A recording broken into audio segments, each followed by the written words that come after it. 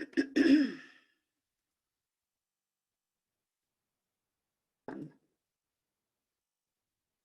Laura. Hey there, Jennifer.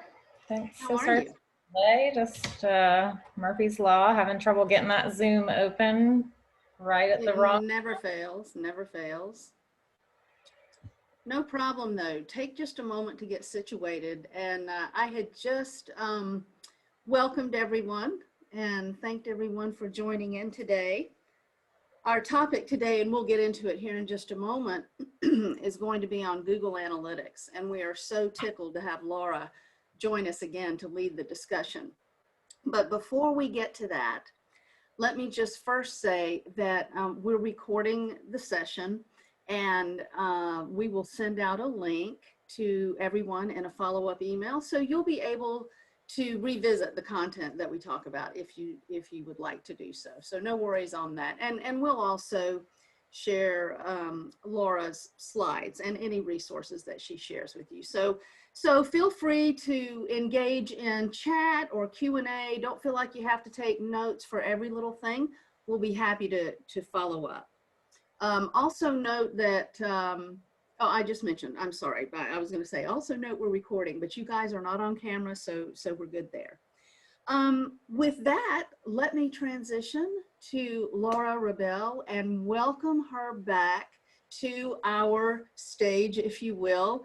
We always learn something new, something different, something we can apply right away every time we speak with Laura. And so we always are thrilled when she agrees to come and share her knowledge among our friends. So Laura, let me turn it over to you if you'll take just a moment to introduce yourself in case we have new guests in the audience, and we'll jump right into our content today on Google Analytics.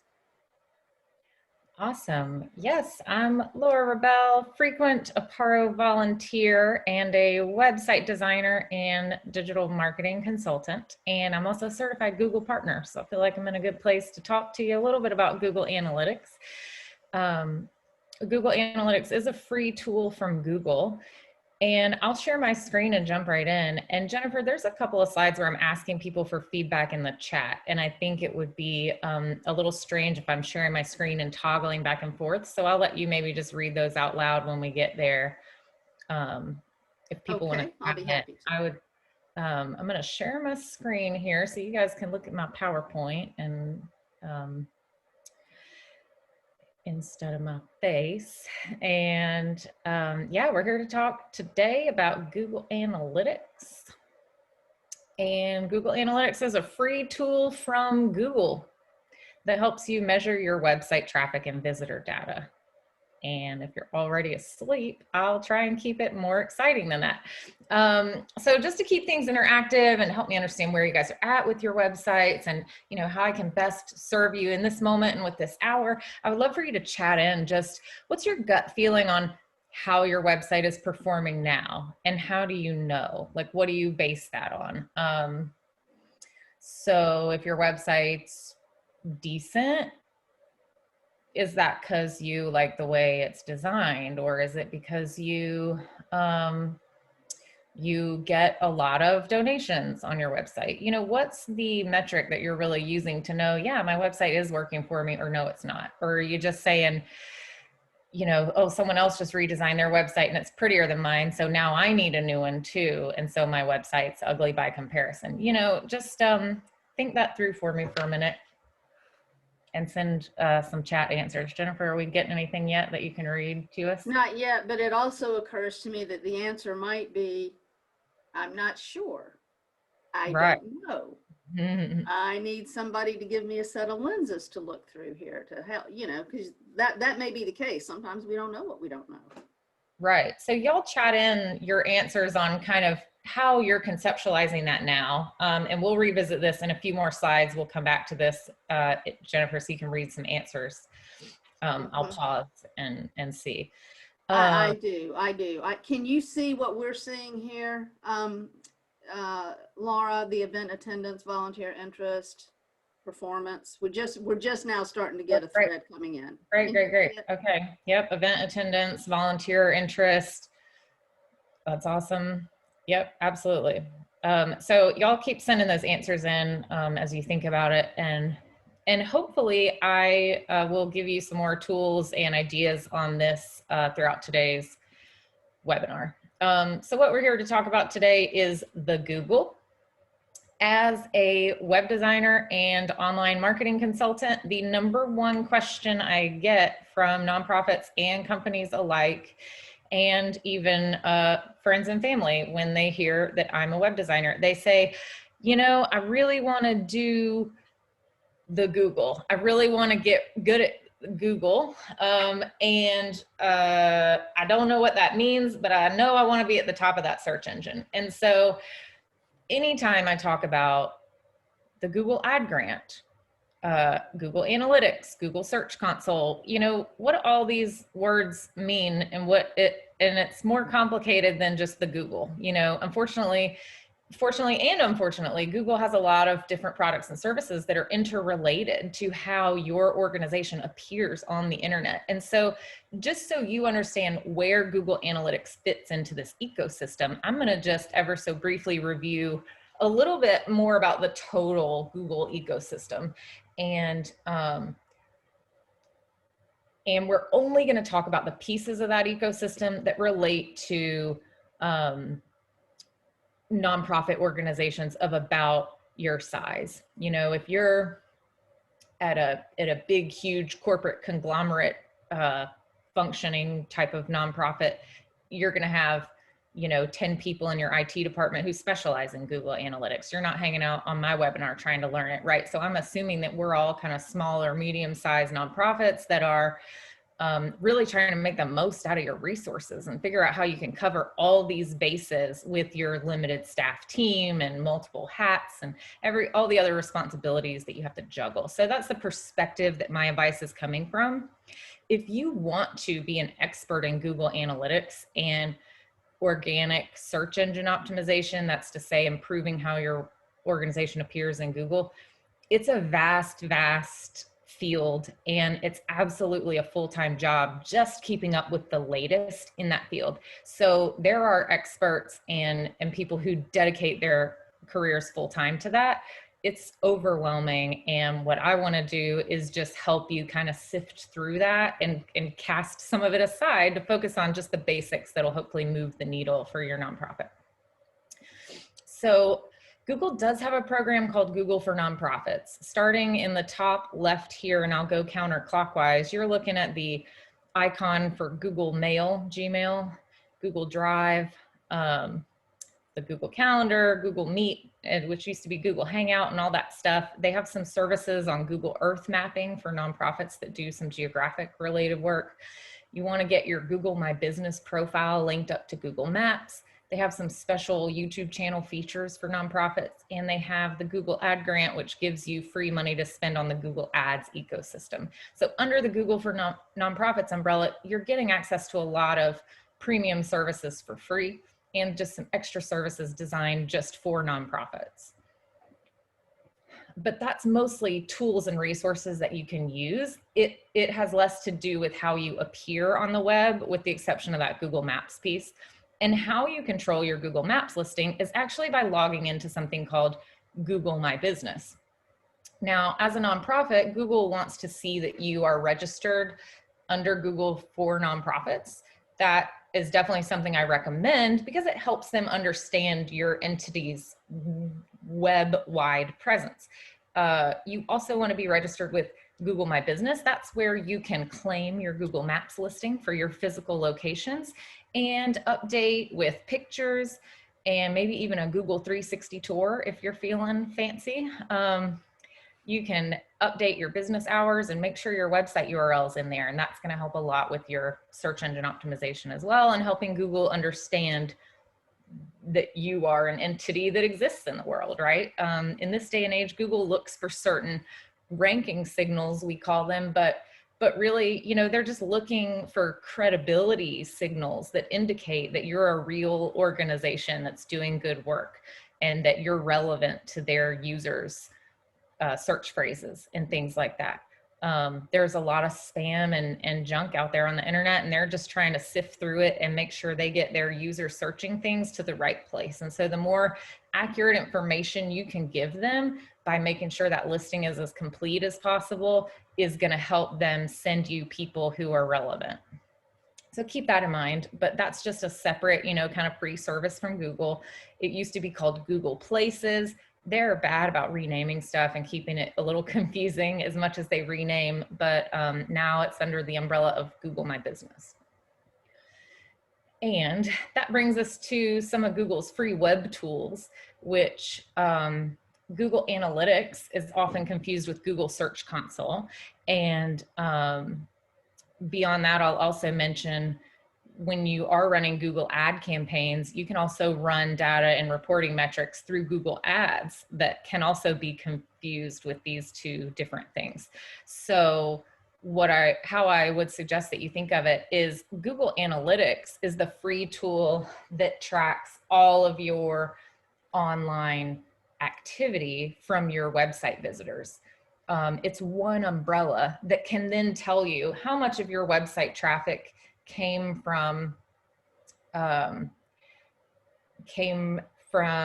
Google search engine, how much of it came from social media, how much of it came from your Google ad grant, how much of it came from direct traffic, people typing your URL into the address bar, how much of it came from email links and things like that. So it's going to give you all that information, and it's going to give you more information than you could ever know what to do with. It's going to give you all that information.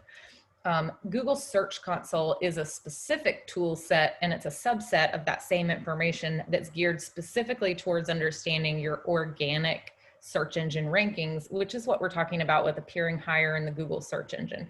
So that's going to be a similar set of information as Google Analytics, but it's just geared for a different purpose.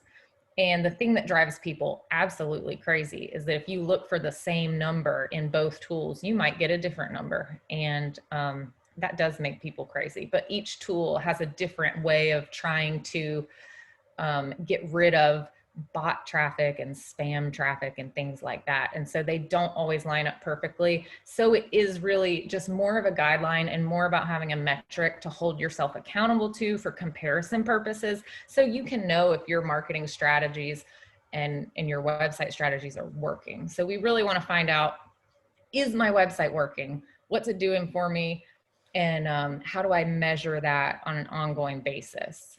In a way, Laura, there's a remark in chat about that goes the next step, I think, from what you were just saying about when you use Google Analytics. Well, at both of these, anyway, the capturing of the data. But then the next thing is, okay, great, you've got this data. How do you interpret it?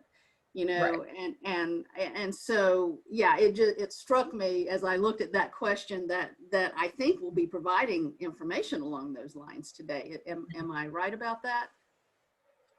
A little bit. We're going to save some of that for later in the series, but a little bit. We'll definitely talk about it. How to interpret. Okay, I'm going to write it down so I don't forget at the end. Okay. And folks, when we make remarks about what's in the chat, if I'm not quite interpreting it or we're speaking around something you're trying to get at, by all means, throw another comment out there or ask a question or whatnot. We're happy to steer the conversation toward, your specific needs.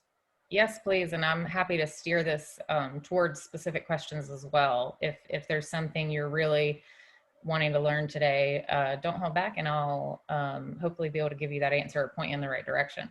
So just one other thing I want to point out about the slide before we move on is the I'm not a robot checkbox. Google also owns the reCAPTCHA services. So you might need a Google login to take advantage of that on your website.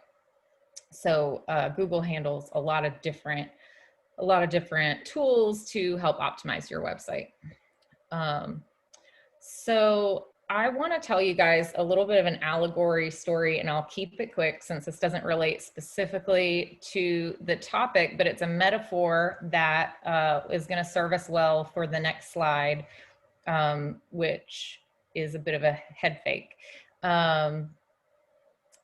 So when I first quit my corporate job about 10 years ago to be a web designer, I signed up for some life coaching. If anyone knows Laura Neff in Charlotte, she is a fantastic life coach.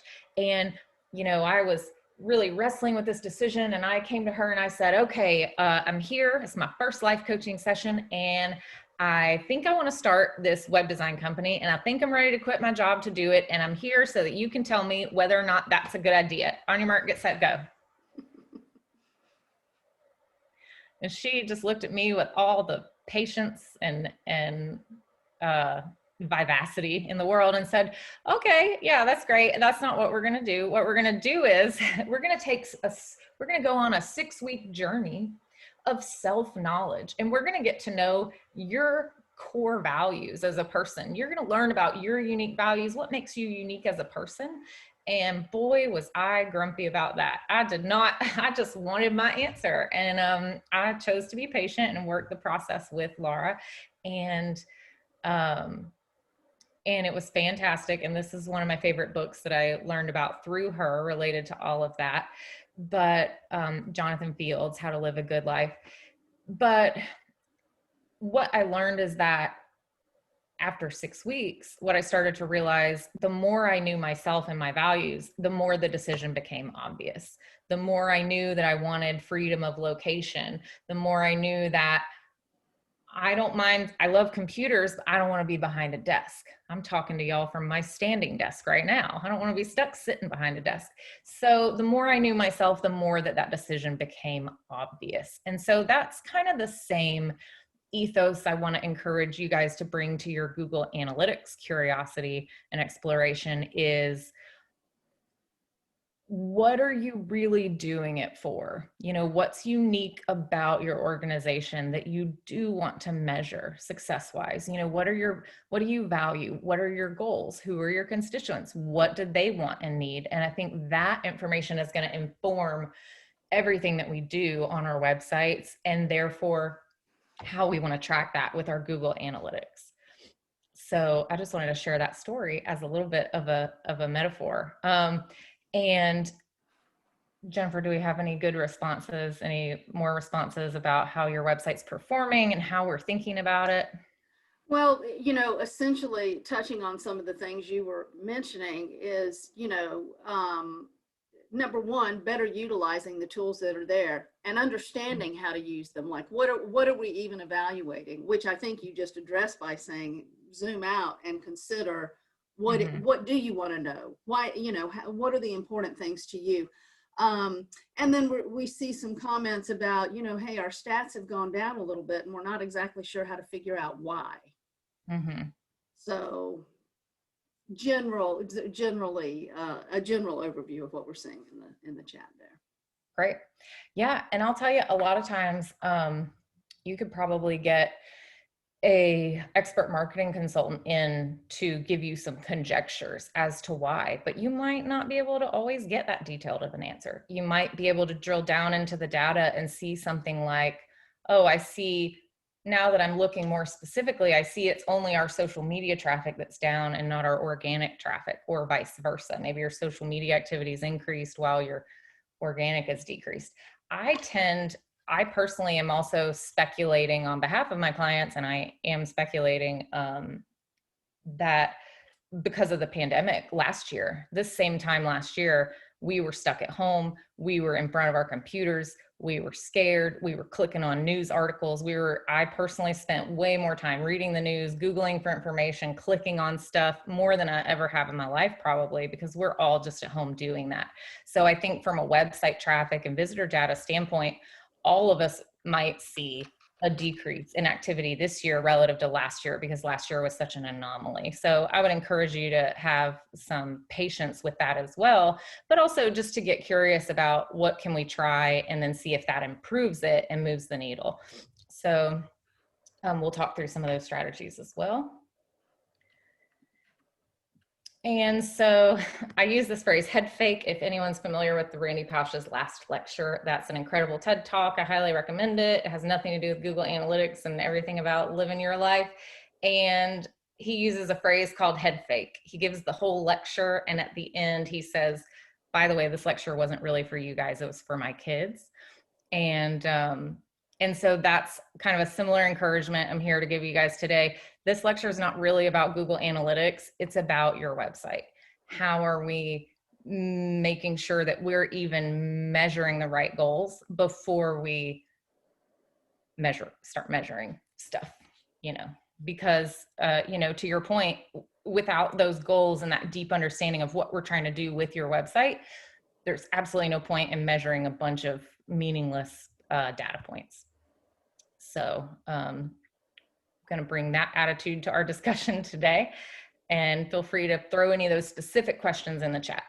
I have a very unpopular opinion. It's very unpopular with people who even come to me and want to give me money to build them a new website. I tell some of them that they don't need a new website, believe it or not. An effective website is far more important than a beautiful website. I could probably put just a little bit of CSS code on your existing website to make it look slightly more modern and splashy or whatever without completely redesigning it. If it just looks old, we can handle that. You don't have to redesign the whole thing from scratch. What's more important, beautiful websites are great. They're great to look at. Bouquets of flowers are great. They're beautiful to look at, but what's it doing for you? And you don't want it to be beautiful at the expense of what's functional. And so I've included a screenshot here of the Charity Water website. They're a great resource that we always look to for best practices because they're so wise and intentional with their digital marketing presence, down to the look and the feel of the stock photos, being optimistic and happy and painting their service as the hero. They're always careful to paint the water itself as kind of a central focus in the photo, and they're careful to make sure that everyone's happy in the photos and excited that they have water, and they feel like that's more powerful than painting the negative side of the picture of how desperately people need this water. And then they're also keeping things incredibly simple on their donation form. Do you see how simple this form really is, how approachable it feels? And I've worked with clients that have had 2 pages scrolling donation forms that are just a lot to scroll through to donate. And this just feels so simple. And it is going to ask you for more information if you click through to the next page. This isn't the only information they're collecting, yet this design just feels very approachable. There is a WordPress plugin called WP Give that allows you to emulate this look and feel if anyone has a WordPress website and that information feels helpful. So I would just encourage you to think about that. And here's a fun little example I came up with. If you don't believe me, maybe you'll take it from Warren Buffett. He's at the helm of a $245 billion company. And so if you're upset about your marketing budget and you wish you had money to redesign your website and you just don't, wonder what the website of a $245 billion company looks like. Multinational conglomerate, Berkshire Hathaway. There it is. We're looking at some Times New Roman hyperlinks circa 1996, boys and girls. This is a spectacular website that is hideous. Yeah, I'm just going to say it, by our standards as web designers and modern digital marketers in this 2021. But you know what? It's working for them. Last time I checked, they were not having any problems achieving their goals and doing great things and changing the world and doing what they do, right? So one of the most successful companies in the entire world, perhaps. So just keep that in mind. It's interesting when you look at the question that was raised, a comment in the chat about, things we look at. What were our most popular pages, or what do users seem to be most attracted to? How much time are they spending on the website? Mm-hmm. So as I look at this website and I consider those questions in the chat, my head is spinning a little bit like, wait a sec, what do we need to know here? And I don't know the answer, right? I'm like, wait, what do we really need to know about this? Yeah, absolutely. And I'm gonna walk you through it. Great segue. So we start with knowing your audience, and please don't take a nap and go, I know who my audience is. I'm going to, multitask, get some emails done. I already know. Well, I did a pro bono consultation with an organization one time, not too long ago, a couple years ago. And we sat down and they had a job training program for people who were unemployed. And they were also a restaurant kitchen. And their mission was to really train people in the kitchen, help them transition out of homelessness and various things like that. And they also were a restaurant with a menu. And the whole website was geared towards, visit the restaurant. Here's the menu. Here's where we're located. And that was all very important and fine and good. But I said, well, who's coming to your training classes? Where is the page that I go if I want to learn more about that and see if I could attend one of your classes, come to your program? How long is the program? Do I get paid when I work in the kitchen? Like, what is this program about? Is it for me? Do I qualify? Nothing on the website about any of that. So the constituent that they were serving with the job training program had nowhere to go on their website because they were so focused on the restaurant side of the equation and making sure that other people knew to come to the restaurant for food or whatever. So it can be just a huge blind spot.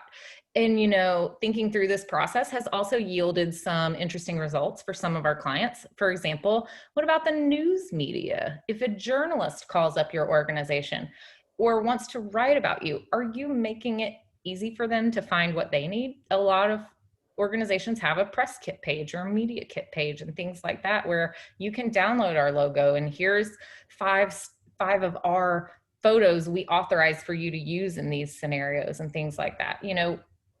Who else are you missing in the equation? And I think we can all really benefit from making a list of who your audience really is, knowing all the different types of people who come to your website. What are their different needs, wants, and needs for information? Because for the most part, a lot of it is different, and you can really think through this whole process based on these different audience members.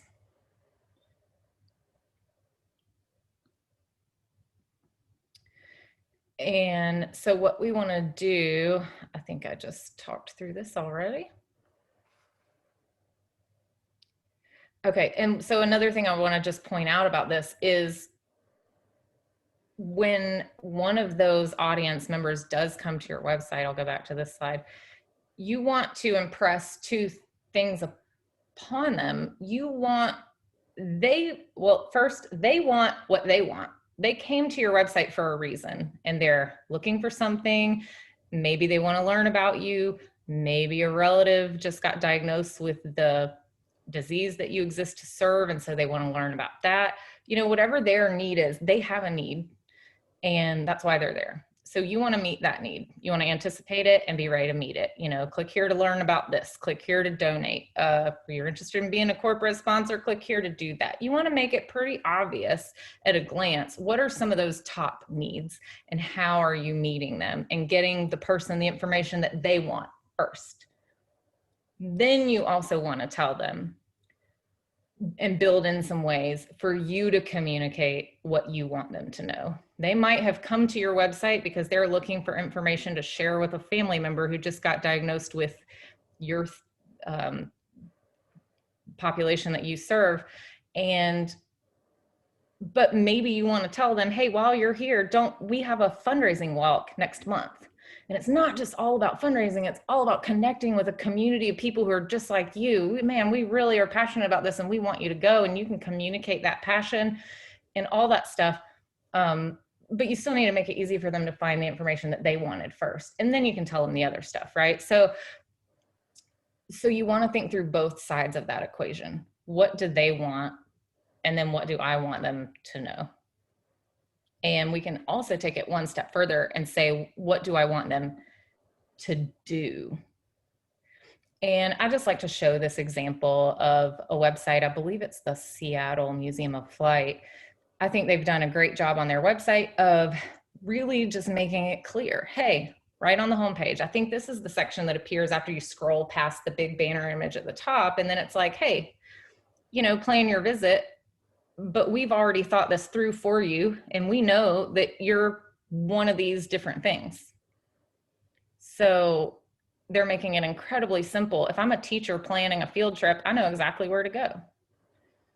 If I'm a first-time museum visitor and I don't know anything about this place and I'm just winding up and I need to know the basics, now I know exactly where to go. They're making it incredibly easy on people. And so I would encourage you guys to think through how you're doing some version of this on your website and making it really easy for people to figure out where to go. And I'm going to pick on Apparo a little bit, use them as an example. I hope that's okay, Jennifer. I did not warn you about this. As long as it's all good, it's fine. Yes, absolutely.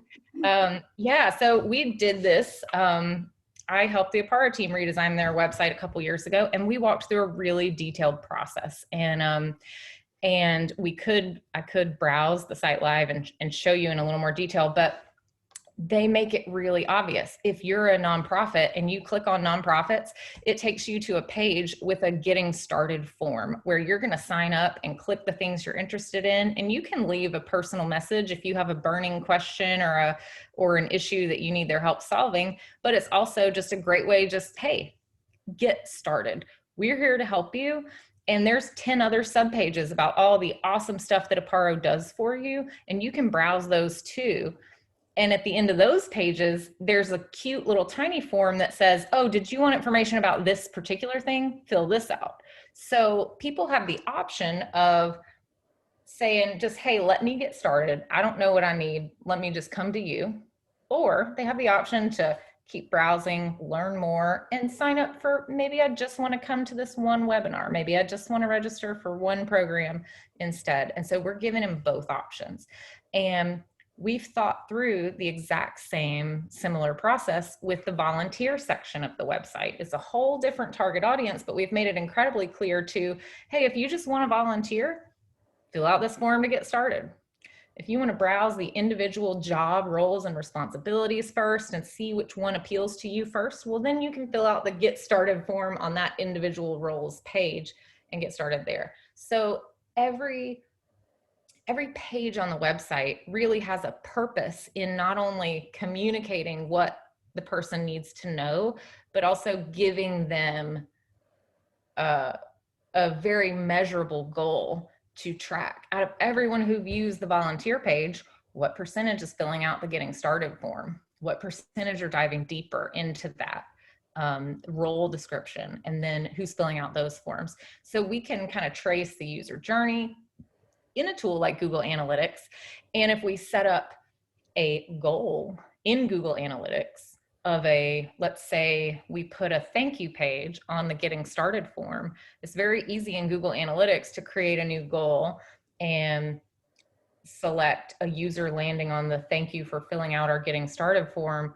We can select that as a goal in Google Analytics and then track that as a goal relative to not only all website traffic, but then we can start analyzing even further.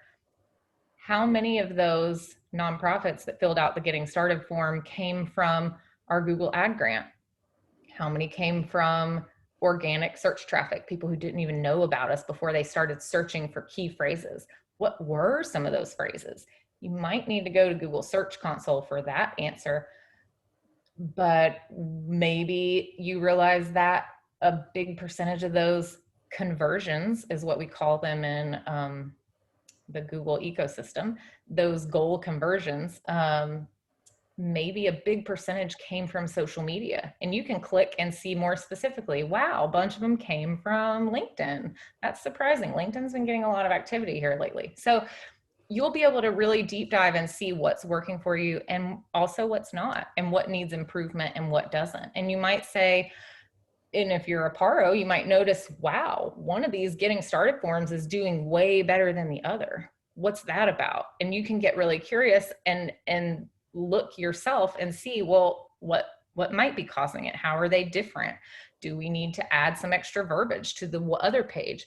Or maybe it's the reverse. Maybe it's too much verbiage, not enough visual. Maybe it's too intellectual and not emotional enough. Maybe it's too emotional and not rational enough.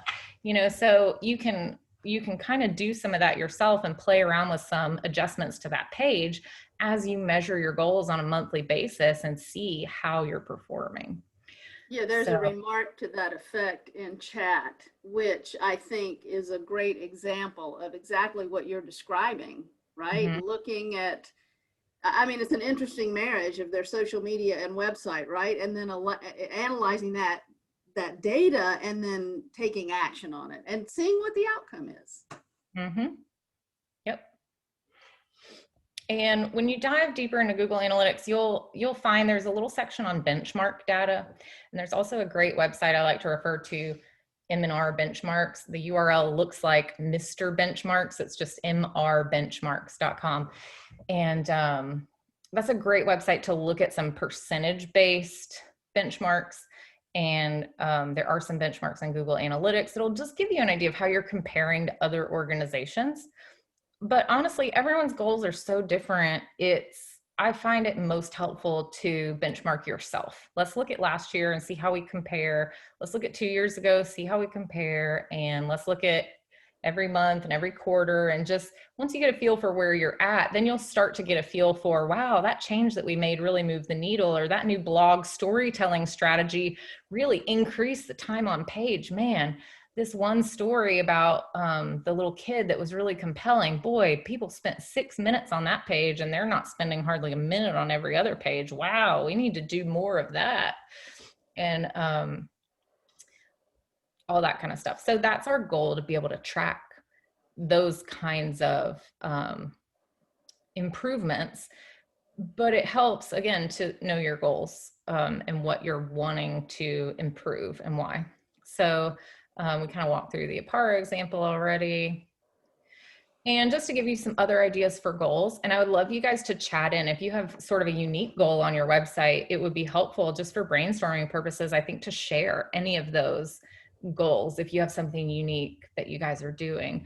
Outside of the basics here, which is subscribe to your email newsletter, download certain types of information that relate to your mission, completing the contact us form, asking people to sign up to volunteer, signing up to attend an event, and those kinds of things, I think, are pretty straightforward goals. Jennifer, any chats yet? No, nothing additional other than what we were seeing about. But I found it so interesting that the comment in chat had to do with realizing that their visitors' behaviors made them, it looked like they were behaving more like donors than clients. What an insight. That can really shift your focus when you delve into the detail. I mean, that to me is pretty huge because it totally changes how, what you're broadcasting. Right. And I think you also have the opportunity to get really curious about that insight and say, is that what we want? Is that good? Is it bad? Is it neutral? Do we need to make it more clear for clients where to go for them? What section of the website is for them, really? Do we need to make that more obvious? Or is that great? The more donors, the better. Let's back up the wagon, load up the truck. That's great. That's exciting, and I think each organization is going to be different, what that answer is for them, depending on your mission and your goals and all that. The comment in chat is that Jennifer wanted to emphasize that her website visitors from social media were behaving like donors/supporters. Right. That's great.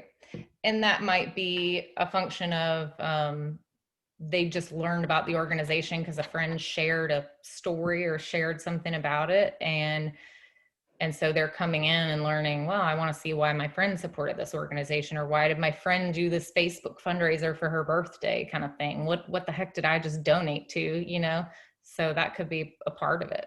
That's great. And you might find, if in Google Analytics, you could even analyze incredibly specific data, like if you are listed on the resources page of a referral partner, if Apparo puts my URL on their resources page for website advice, call Laura and click here, I can see exactly how many people came to my website directly from apparo.org in Google Analytics as well. So then you might see, if that's your client services referral partner, then you might see that those people behave like clients who need services and not like donors, right? So you can analyze that from either side of the equation for sure. And I know that I'm giving you lots of answers like that. Like, it's a gray area. It's all about what's important to your organization. And, you know, I think that's what I want to leave you with more than anything else in this conversation, is because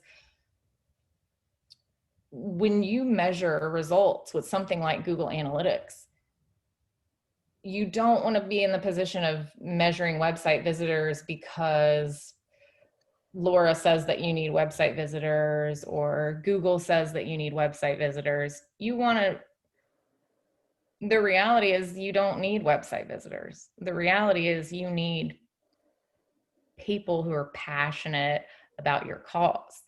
The reality is you need people to donate money to your cause. You need people to serve from your wellspring of knowledge and experience and what your nonprofit's mission statement, you know, you need that. And so the website is just a means to that end. That's kind of where we're going with all this. And I also want to encourage you to think, as you're thinking through, what are some of those goals? What are some of those calls to action? How are you engaging people along the spectrum? I think I made Jennifer laugh in the last webinar when I said, you guys don't go to a networking event and say, hey, I'm Laura, it's great to meet you. I run this awesome nonprofit. We're doing great stuff. How about 50 bucks? You would never do that. You would say, great to meet you. Here's my business card. Maybe it has a link to your website on that business card, that maybe on the other side it has a picture of somebody, your constituent that you're serving, and it says like, read Mary's story of how we helped her on our blog and visit this URL. You know, maybe you're just giving them a little information to personalize what you do so that they even want to learn more, right? So you're going to meet people for the first time on your website, right? They're going to come to the web. A lot of people are going to come to your website and not know anything about what you do, and they are meeting you for the first time. That's their first impression. And it's going to be a little tacky if you're just firing every bullet in the gun, every gun in the holster, like donate, donate, donate. Well, I just met you, you know? So how can you paint that picture and add value first? A lot of organizations are doing that now with content marketing, telling personal stories. Storytelling is more powerful than ever. There are some case studies on Apparo's blog about that, about organizations that we've worked with for Apparo that have had incredible success redesigning their website with these goals in mind and committing to a storytelling strategy on their blog to see their social media and online donations increase 5-fold year over year. So it can be extremely powerful when you really map it out. And here's some more examples of visitor goals, more along the softer touch line, kind of like I was explaining, helping people just get to know your organization. So I would encourage you to have some hard, fast goals, like they donated, they subscribed to my email list. That's awesome. That's what I wanted. Yeah, I got them. But what about just, you know what? I would just love it if they spent 1 minute reading a blog post. That'd be neat, wouldn't it? Or I would love it if they just watched a video on our YouTube channel. We've embedded 3 or 4 throughout the site. I would love it if they read this letter from our president. If they spent a minute on the page titled Letter from Our President, we'll assume they read at least a couple paragraphs. That's pretty good engagement in this day and age. People tend to skim. They don't tend to really read a lot of detailed stuff. So if you guys have ideas about unique ways that you're sort of painting the picture on your website of what your organization does, I would love for you to share those as well so that other people can benefit from that. And we just brainstorm, you know, what are some of those light, personalized touches that help people understand your mission and might tug on their heartstrings and help them want to get involved. A lot of organizations are doing, like in our impact page, You know, it's a kind of a fun trend in web design with these little animated counters and flashy numbers and moving bar charts and stuff. We can do all kinds of stuff to tell them about the impact that you're making. And I think the more we help people understand that, the better as well. We got one chat that says they put photos up of grant recipients. Mm-hmm. That's great. Yeah, that's really awesome. And I encourage organizations to really work that kind of stuff into your content marketing strategy. It can even, you know, if you don't have the resources internally and you need to hire a copywriter, maybe it comes out of the mission budget. If you're profiling clients that you've served, you know, or if you're providing FAQs for clients that you want to serve, a lot of that stuff might come out of your mission budget, not your marketing budget, because those can be really powerful ongoing series to have on your blog. And it's also a great way to honor donors. And, you know, sometimes you'll link a corporate partner logo to their website, you know, like Bank of America logo, and I'm going to link to bankofamerica.com. Good job, web designer. You know, you linked the logo to bankofamerica.com. You know what? I don't know if they need one more website visitor. That's a pretty successful website. What if we linked it to a blog post profiling the story of one leadership volunteer who brought a whole team of her employees from Bank of America to your organization? And that story lives on your blog, but maybe that's where we link the logo. So when people click on it, they're still on your website learning about you. Even though you still appreciate that organization's support, you're giving them that recognition even more so because now you've done a beautiful article about what they've done for you. So lots of different ways to do this and put that into action. I have another comment talking about adding a pop-up on their screen for people to sign up or subscribe to their e-news. So They got 150 new subscribers over the past 18 months using that strategy. Wow, that's incredible. That's great. Yeah, and I'm here to tell you with data to back it up. I would just have to Google the data. It's not at my fingertips. Pop-ups work.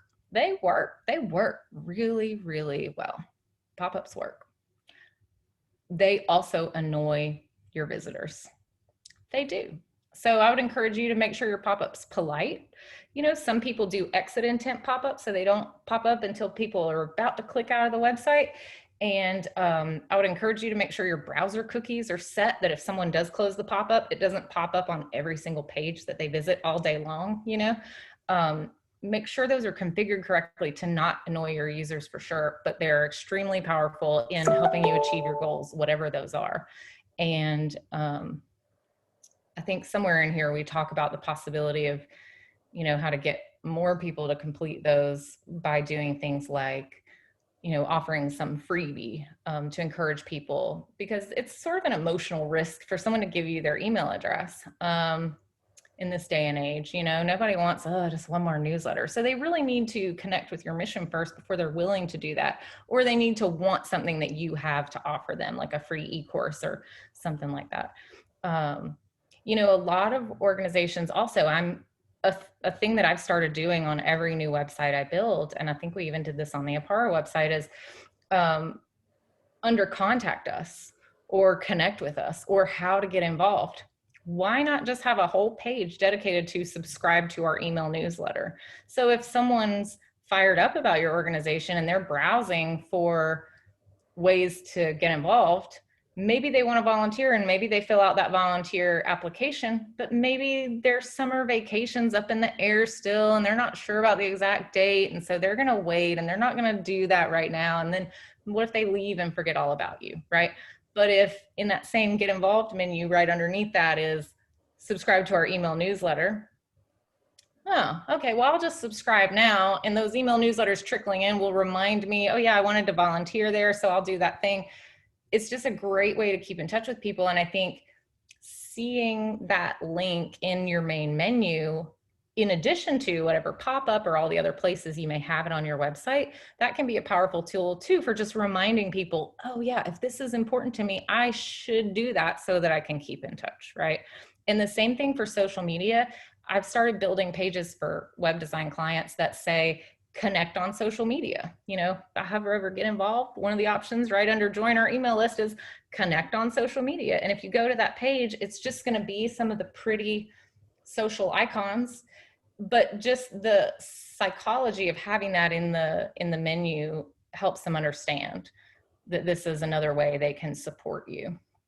And also it allows them to browse and interact with some of your social media content without leaving your website. So again, from a Google Analytics sense, you're maximizing the time that person is spending on your website. You're maximizing their engagement with your website instead of kicking them over to Facebook to spend their time browsing.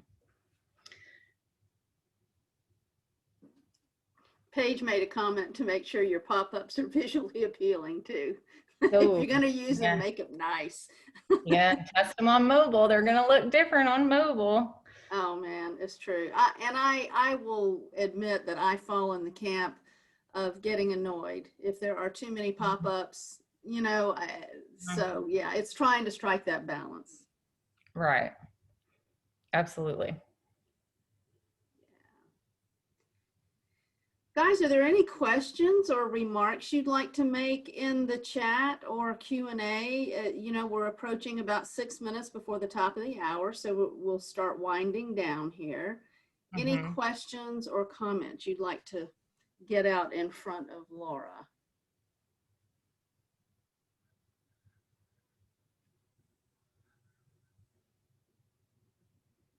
Okay, I'm not seeing anything pop up. Well, here we go. Oh, right. So it's a question about Search Console giving an alert that the page load times were too low. So that's one question. Is there a way to reduce load times? Is there a way to manually check analytics? We would like to start a more in-depth review. I'm not sure how you would like to address those two questions. Sure. Yeah. Let me just throw out some resources for that. Google has a great free tool called Google Page Speed. So I highly recommend seeing how your website performs. They give you a score from 0 to 100. And then there's also, for every kind of ding that you get in red, they'll give you some ideas on how to fix it. It's most likely items that you'll need a web developer to fix for you. Your site does need to load quickly. That can impede your user experience greatly. And that is just kind of one basic metric we take a look at is just page load time. You know, off the top of my head, I don't remember, you know, I think anything over a second just feels horrible. We don't realize how spoiled, for lack of a better word, we are in this day and age of fast internet. We really expect things to load fast, you know, but if your nonprofit, and it probably does, you know, and if your nonprofit serves a constituency that doesn't have really fast internet at their houses, or maybe they don't even have internet at their houses, they have to use the internet at the library and things like that, or only use public Wi-Fi, then you might want to pay extra careful attention to your website speed because your constituents don't have fast internet. Have you tested your website at the local library computer to see how it loads for those people? You know, that's not a bad idea. So that's all great stuff to think through because just the speed will impact someone's experience with your organization because we're likely to click away if a page takes longer than 2 seconds to load. Really, people do it, absolutely. And that is also some information that Google Analytics can give you. I will say in Google Analytics, Google has a free analytics academy and it's lots of online courses. And they have detailed courses about how to build yourself a dashboard with your top metrics. So once you do decide what are the top metrics you want to analyze, and we can talk about that in subsequent webinars.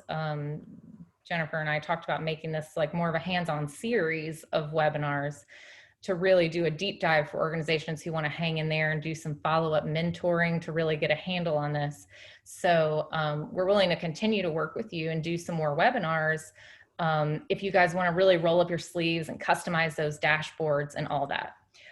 If you find the Google Analytics default reporting tool a little obtuse, you're not alone. There are third-party reporting softwares that work great with this purpose. For all of our WordPress website maintenance clients, we hook you into a reporting app called Swydo, which is SWYDO. So Swydo is a third-party reporting software you can sign up for that makes it literally a 20-second snap to customize that dashboard. I would highly recommend Swydo to anyone who wants to really configure themselves a custom dashboard to monitor every month. And there's a similar tool from WPMU Dev Pro called Beehive Pro. It's a WordPress plugin specifically. So if you're in the WordPress ecosystem and you're already using WPMU Dev, especially for like malware scanning and some things like that on your website, then Beehive Pro can be a really powerful tool to do the same thing for you. Just give you a dashboard, email you a monthly report, and that kind of thing. So the report can come to you on the first of the month maybe, and that's your prompting to review it and revisit this information. So we're willing to hang in there and do some of that kind of mentoring, but if you're going it on your own, you can do a monthly reporting dashboard directly through Google Analytics. And if you'd prefer something more simple, I highly recommend Swydo and Beehive Pro. So, hey, Laura, as we approach the last minute here in our time together, do we need to tweak dates in the background anymore, or are we safe to release a registration link?